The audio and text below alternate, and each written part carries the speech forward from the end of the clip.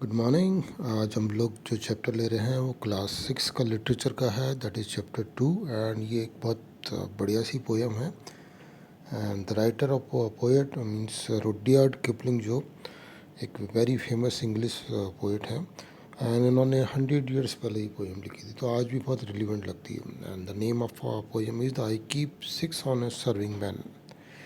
Okay, now तो पहले start करने से पहले कनेक्ट करते हैं कि do you know a person who ask many questions.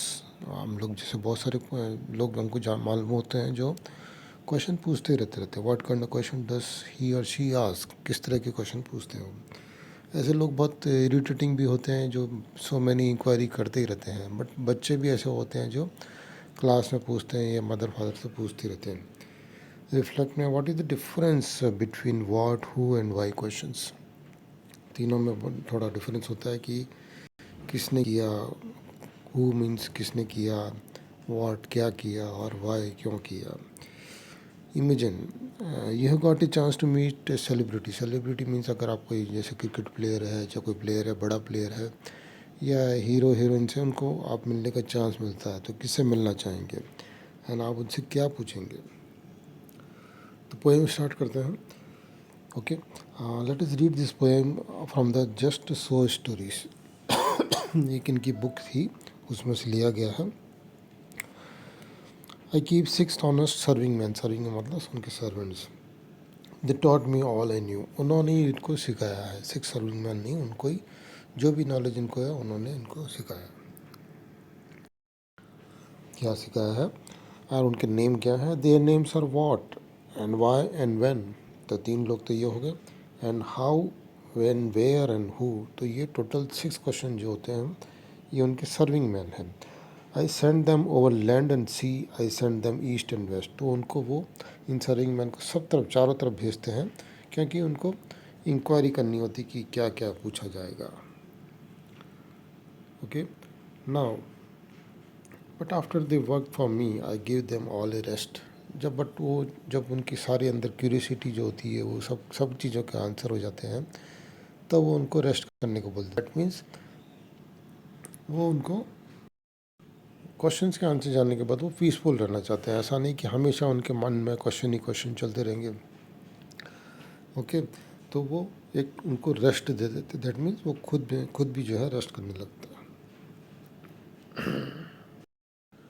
I let them rest for 9 till 5 for I am busy then. मतलब दूसरा काम भी करते हैं। जैसे अडल्ट जो लोग होते हैं वो काम में बिजी रहना चाहते हैं, उनके मन में इतनी क्यूरियोसिटी नहीं रहती है। बड़े लोगों के मन में वो अपना काम करते हैं, बीच बीच में कभी कभी ख्याल आ जाते हैं कि ये ऐसा क्यों होता है, ऐसा क्यों होता है, बट बाकी टाइम में वो काम करते रहते हैं या किसी और चीज़ में बिज़ी रहते हैं। और उनके मन में ये ख्याल नहीं आता कि ये कैसा होता है, क्यों होता है, किस तरह से होता है। वो बाद में, वो फ्री टाइम में ये सब आते हैं उनके। तो वो एक तो रेस्ट में जो जो वो ड्यूटी टाइम रहता है उनका, वो टाइम उनको वो अपने सवालों को रेस्ट दे देते हैं।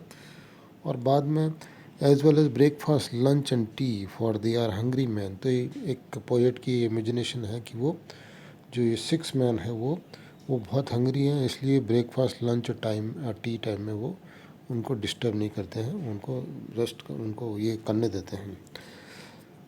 Okay, but different folk have different views. बट अलग अलग लोगों का अलग अलग विचार होता है। कुछ लोगों के अंदर में सवाल ज़्यादा रहते हैं, सवाल ज़्यादा आते हैं। कुछ लोग इतने क्यूरियस नहीं होते हैं। अब पोएट बोलता है, I know a person small. मुझे एक स्मॉल पर्सन पता है। She keeps 10 million serving who got no rest at all. तो उनको एक बच्ची पता है, छोटा पर्सन पता है, जो उसके पास 10 million सर्विंग मैन, मतलब उसके पास हमेशा सवाल रहते हैं। इतने क्यूरियस है वो कि वो हमेशा उनमें लगी रहती है, और जो उनके आंसर देते हैं उनको कुछ रेस्ट नहीं मिलता है। तो जब भी उनके मन में कुछ ख्याल आता है, उसके मन में सवाल उठते ही रहते हैं, और उनके आंसर पता ही करते ही रहते हैं वो। She send them abroad on her own affairs. वो उनको बाहर भेजती रहती है कि जाओ ये पता करो, वहाँ पता करो, ऐसे उसको भेजती रहती है। From the second she open her eyes.